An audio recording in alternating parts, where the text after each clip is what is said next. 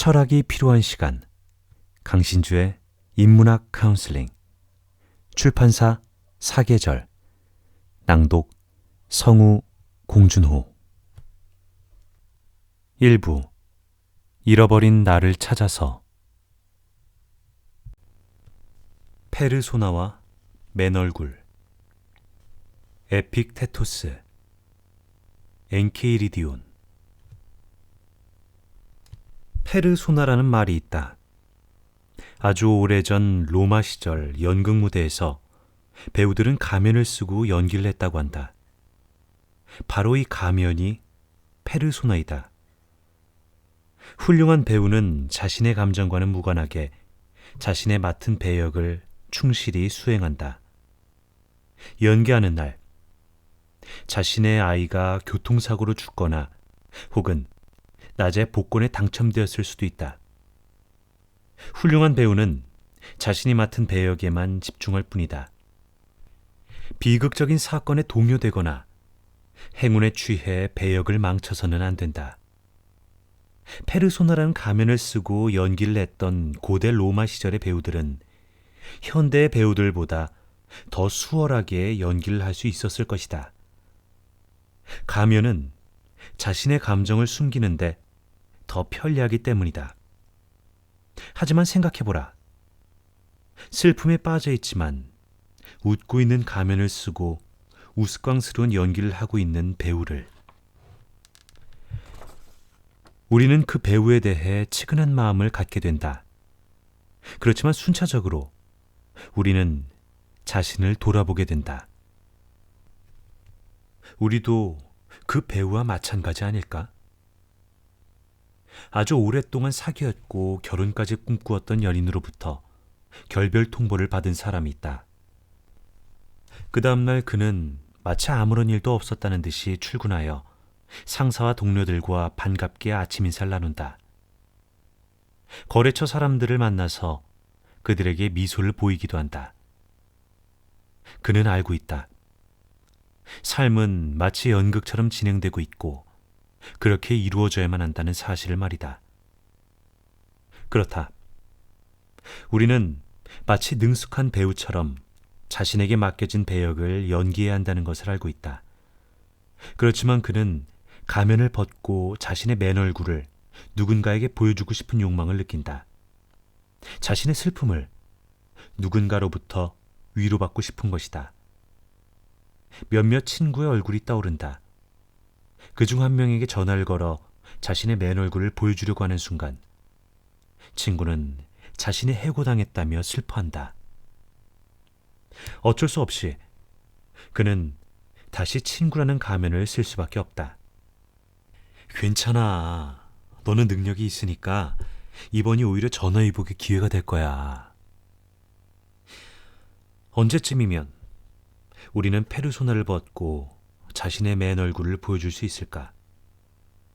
그렇지만 맨얼굴이라고 믿었던 것도 사실 또 하나의 페르소나에 지나지 않는 것은 아닐까? 바로 여기에 인간이 겪을 수밖에 없는 비극이 있다. 자신의 페르소나를 애써 벗자마자 맨얼굴이 아니라 새로운 페르소나를 발견할 수도 있기 때문이다. 도대체 우리의 맨얼굴은 얼마나 많은 페르소나를 벗어야만 찾을 수 있는 것일까? 아니, 맨얼굴이라는 것이 있기는 한 것일까? 고민을 거듭하던 중 아주 오래전 인간의 삶이란 연극에 불과하다는 통찰에 이른 철학자가 한 명 떠오른다. 바로 에픽테토스이다. 너는 작가의 의지에 의해서 결정된 인물인 연극 배우라는 것을 기억하라. 만일 그가 연극이 짧기를 바란다면 짧을 것이고 만일 길기를 바란다면 길 것이다. 만일 그가 너에게 거지의 구실을 하기를 원한다면 이 구실조차 또한 능숙하게 연기해야 한다는 것을 기억하라. 만일 그가 절름발이를, 공직관리를, 평범한 사람의 구실을 하기를 원한다 해도 이와 마찬가지이다. 엔케이리디온. 에픽테토스에게 작가는 신을 의미한다. 그러니까 그에 따르면 신은 우리가 태어나기도 전에 우리가 연기해야 할 배역들을 모두 정했다는 것이다. 그 배역에 따르면 우리는 거지가 될 수도 있고 왕이 될 수도 있고 사형수도 될 수 있고 절름발이가 될 수도 있다. 에픽테토스는 왕이 되었다고 뻐길 것도 없고 거지가 되었다고 해서 슬퍼할 이유도 없다고 한다. 왕이나 거지는 자신과는 아무런 상관이 없는 것이기 때문이다. 그것은 단지 삶이란 연극판에 부여된 배역에 지나지 않는다. 연기를 마치면, 그러니까 이 세상을 떠나게 되면 우리는 모두 배역에 충실했던 배우들이었을 뿐이다. 어린 나이에 죽을 병에 걸렸다고 슬퍼할 이유도 없다. 단지 자신이 맡은 배역이 그럴 뿐이기 때문이다.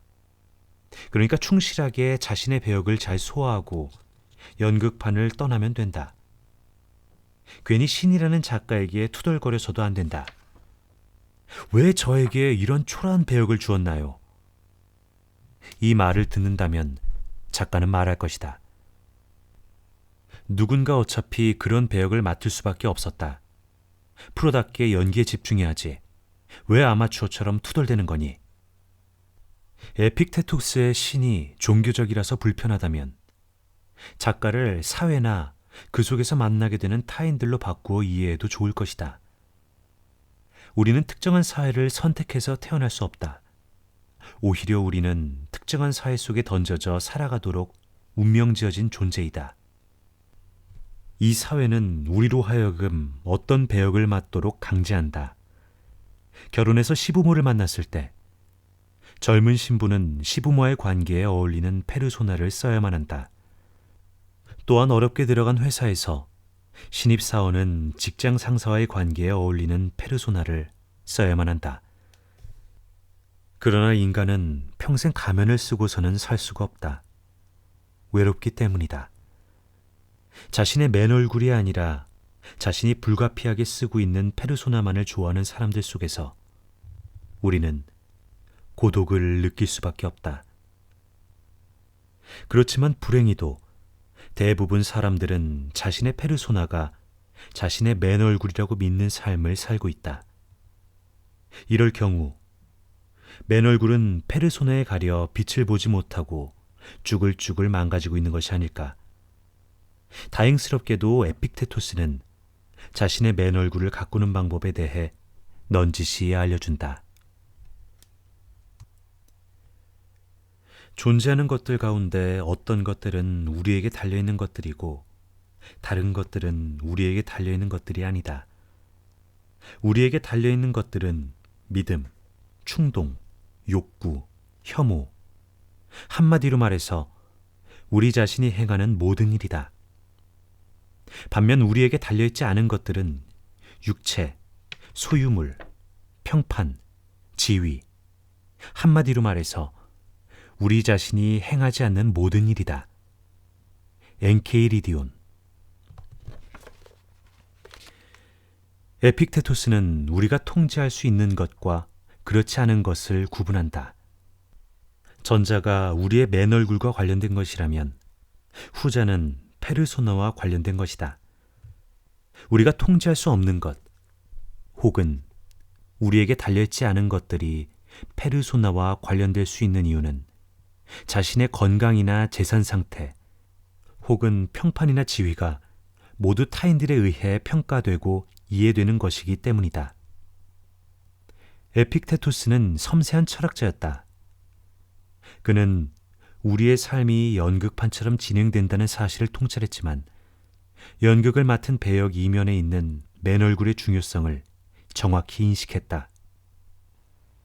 그에게는 우리에게 달려있는 것들, 즉 우리 자신의 고유한 믿음, 충동, 욕구, 혐오 등 우리 자신의 맨 얼굴에 해당하는 것도 페르소나만큼이나 중요한 것이었다.